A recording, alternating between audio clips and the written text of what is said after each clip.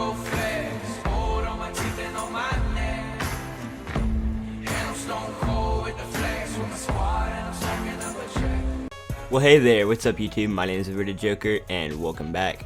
Today's video isn't necessarily going to be a full guide on Valkyrie or how to use her, but we're going to explore her loadout, look at possible situations that Valkyrie could be the best operator for you, also have a little talk about her gadget, and also what I personally think overall about Valkyrie. So personally, I was really happy to see the SIG MPX come to Rainbow Six Siege.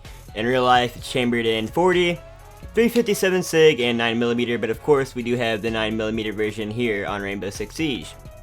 One thing I've noticed about this gun is it's kind of like a crossover of using Ash and Mute, their two guns, the MP5 and Ash's gun. Well, we also have the Desert Eagle. It is chambered in 50 AE, which surprised me because I expected them in the game, even though that is the original chambering of the Desert Eagle, which is 50 Action Express. I expected them to go at 357 or 44 Magnum. However, the real Navy SEALs use the SIG P226, and I can understand why they didn't give that gun to the new operators, solely because the gun's already in the game. However, for quite some time, the Navy SEALs have been looking at the Glock 19, which I would have really valued over the Desert Eagle. Nonetheless, this is a shooter game, so you do need the Desert Eagle in there somewhere. Also, Valkyrie does come equipped with a Spaz shotgun, 12 gauge, and it's really freaking nice. However, I haven't used a lot of it because I'm personally not too keen on using shotguns on Rainbow Six Siege. With all the realism gripes out of the way, we do get, of course, cameras that can be thrown anywhere with this operator, and you do have the choice between a deployable shield and a nitro cell, which of course, if you know me, I do go with the nitro cell. However, if you are, up to using a deployable shield all the time, by all means use the deployable shield. And of course, right off break, I was so beyond happy to see that Valkyrie does have great maneuverability, which I would expect coming from an operator using the SIG MPX, because of course that is what that gun was designed for, which is maneuverability. And as you can see in the clip above, this teammate does get waxed because he had to go ahead and be a dickhead and destroy the camera that I put up, and called out to him that I was going to maintain the upper floor here in the server room. So from the very inception of Rainbow Six Siege, when they announced they're going to be adding new operators, I always wanted a character that I could throw a camera anywhere that I wanted to and be able to monitor any hallway or common breaching point. And that's exactly what I do see as, the big draw to using Valkyrie, is that any common entryway, you can throw down a camera and you have that entryway covered visually.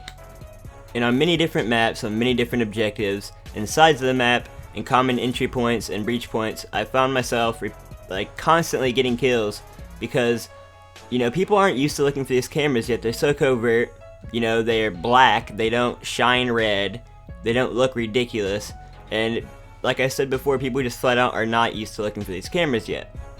If you're like me and you enjoy using Ash, or even Mute, it's kind of like a mixture between the two operators, I guess you could say.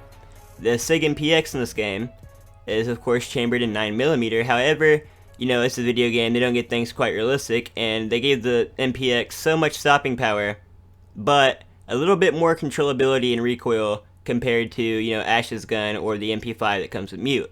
And if you do plan to start playing competitive such as game battles or ESO, I do find this operator coming in and, fitting in with the mix with people that already use a certain operator, like teams will designate someone to use Ash or Bandit or Thermite. I can definitely see Valkyrie being put in a rotation. I can, because she's such a useful character. There's places that you can't be all the time, especially if you're playing 3v3 or 2v2. It's a everyday run-of-the-mill game battles match where you're obviously not going to be there. You only have one or two of their teammates. You need cameras in certain locations that this game just flat out didn't build cameras around.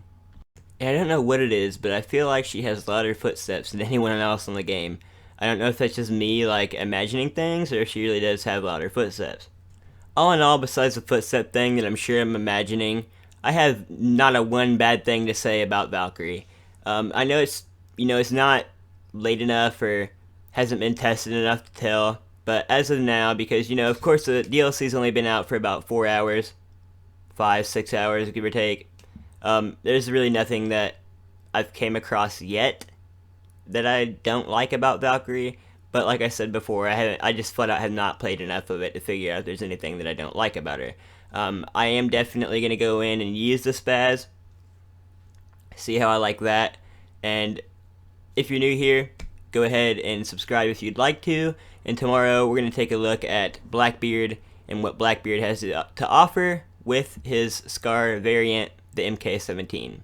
So guys, until next time, my name is invertedjokerr, thanks for stopping by and hanging out, and I'll talk to you guys later.